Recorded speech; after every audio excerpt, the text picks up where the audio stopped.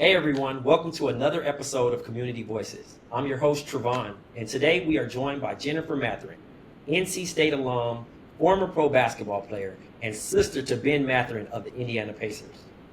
How you doing? I'm good. How are you? I'm good. I'm excited to get this interview started. We got some great questions, and I'm sure you got some great answers.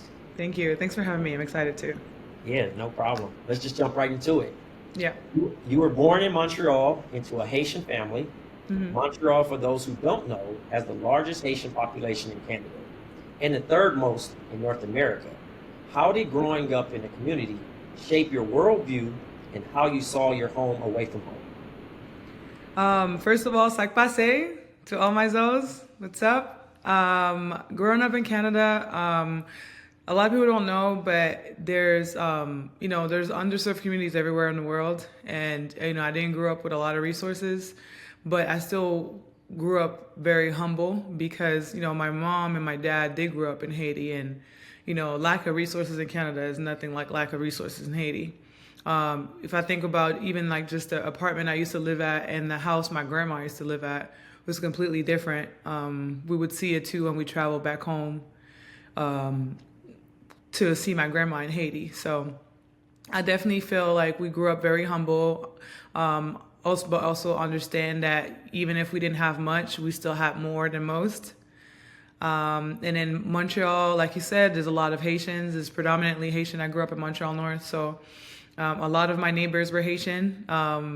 They spoke Creole. Actually, you didn't have to be Haitian to speak Creole because Montreal is so multicultural and diverse that we have different cultures and people from all over the world that are just at close proximity. And I had like Latino friends that spoke Creole, so it definitely was a cool experience, unique experience. After you graduated, you received the ACC Postgraduate Scholarship Award, which is only given to 11 athletes. So you're, top of the top right there. What did it mean to you to receive that, and how did it help you after graduation?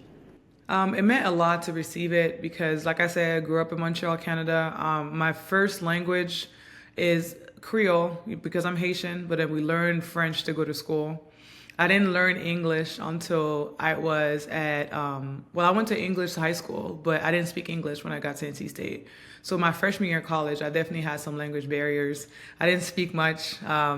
People thought I was shy, but I just didn't know how to fully have a conversation with people. And then also I was in Raleigh, North Carolina, so in the South, which sometimes Southern accent feels like it's a different language. So just all that was, it was a challenge, but I was very resilient, very disciplined. I knew how to prioritize my time, to prioritize academics and athletics. So receiving the scholarship meant a lot because in undergrad I got the scholarship based on athletics, but now in post grad I got it based on academics. So it was just I think a reflection of the work that I put in the classroom, and also it gave me opportunities to go back to school for free, not have to pay for it. Leaving NC State, I was debt free with a master's degree. So, pretty good accomplishment, I think. I was gonna say you pretty much fooled me, man, with the English accent. I mean, at this point, I know a lot of people think I'm American, but I'm not. hey, that means that's the work that show put in right there. Yeah. My next question, with Achilles injury being the talk of the league with multiple high-profile athletes, Achilles injury, sorry.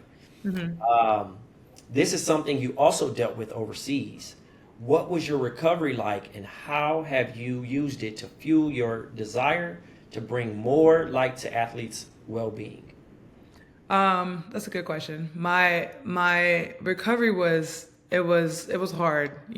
I played basketball all my life. I value basketball so much. Like it allowed me to become the person I am today, and it gave me a lot of opportunities. So when I was injured, it's like I was in a dark spot because basketball had just became like my whole life and kind of my identity. So it was definitely challenging. But I remember getting a call from my mentor, Dr. Bullock, she actually reminded me that I had the scholarship, the postgraduate scholarship. So it allowed me to go back to school and recover at school. My goal was always to go back and playing again, which I did. But in the meantime, while I was recovering, I was able to get a master's degree. So that translates to now I coach and I mentor and I tell the kids, like, even if you think, you're going to be playing until you're 40 years old, you might not. God might have another plan for you. And in my case, he had another plan. And I do feel like I'm in a position today to help a lot more people. One, because of like the higher education that I got. I got a master's degree in social work and I specialize in mental health and athletes. So I've been a counselor as well. And I've been a wellness coach at university level. And my reach is just a lot greater, I think, than just playing basketball. But I'm fortunate because I get to do both. And again, this is because, I had another opportunity and I didn't put my eggs all in one basket after my injury. So definitely a lot of growth. And it definitely showed me that there's more than just the sport as a player. You could be a coach, you could be a mentor, you can do a bunch of stuff. Now, we will be donating $3,000 to the Girls Can-Am Camp. Why did you start this camp? I started the camp because, like I said earlier, I didn't have a lot of resources growing up. Actually, I had my first scholarship when I was 17.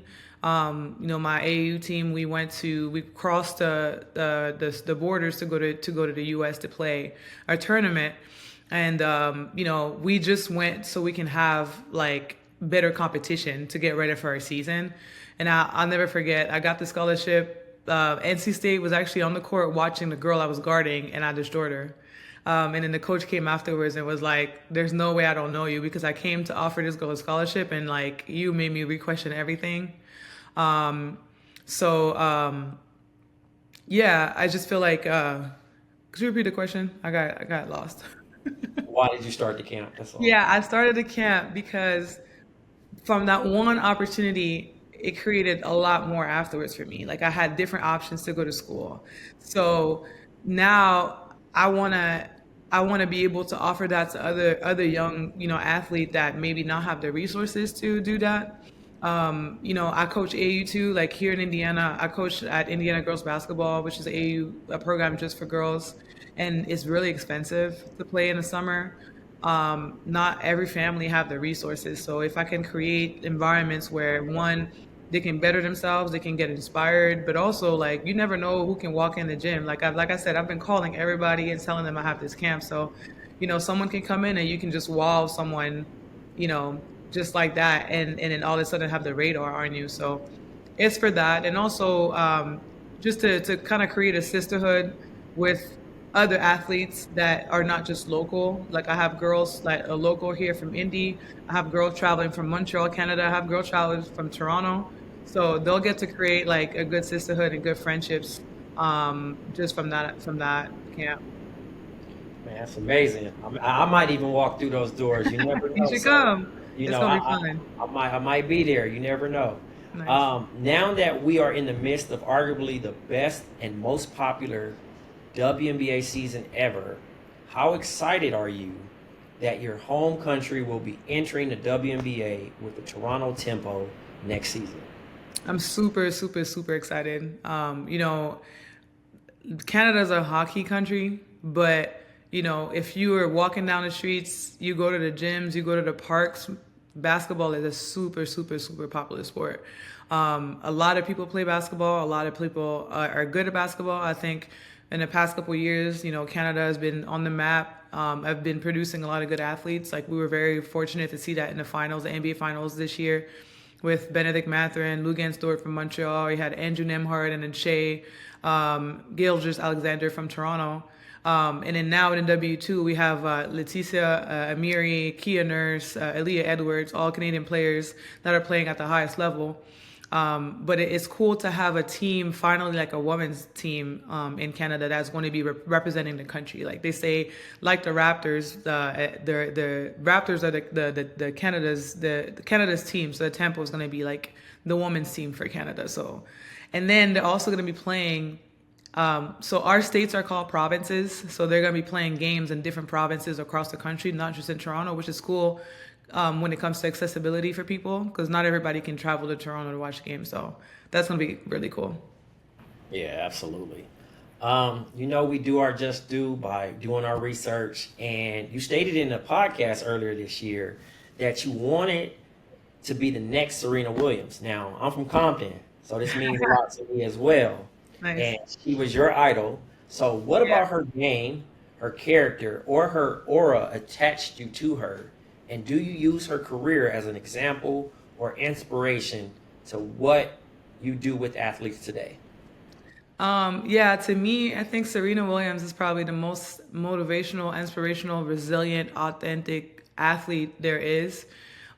She is so talented and also so successful at what she do. Um, but she was unapologetically herself throughout her career, which I think is amazing because she was never afraid to speak her mind and to be herself and to speak her voice. And as a black woman, on like in society, it's really hard.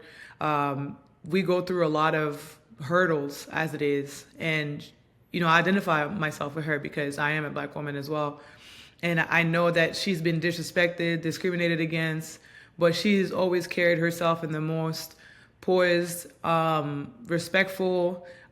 She always held her head up high, and she always came up and dominated. So I just reflect sometimes on like how it was hard for me to be an athlete. Just imagine her at that level and to carry, she had to carry so much pressure and so much weight, but still, was always this beautiful light, and this strong, independent, resilient, woman. So she was definitely a big, example for me. And I try to always bring her up to my athletes that I mentored and I coach and say, hey, like if Serena can go through what she went through and still be the GOAT and be her, then you could do the same. All you have to do is believe in yourself, held your head up high, and then continue to want more for yourself. So That's an amazing answer, and I don't know how to follow up after that. So I think that's a wrap. Hopefully, we can have you back. This is an yeah, amazing experience, amazing time. You gave us some very thoughtful answers. Again, Girl Can-Am Camp. Make sure that you pull Can-Am up. girls basketball camp. How you say it again? Can-Am girls basketball camp. Can-Am Girls Basketball Camp in There you go. Indiana, and will it be And there? yeah, it during also weekend in Indiana. Yeah. Okay, we hope to see you there. Be sure to support. Thank you so Thank much. you. Thanks for having me.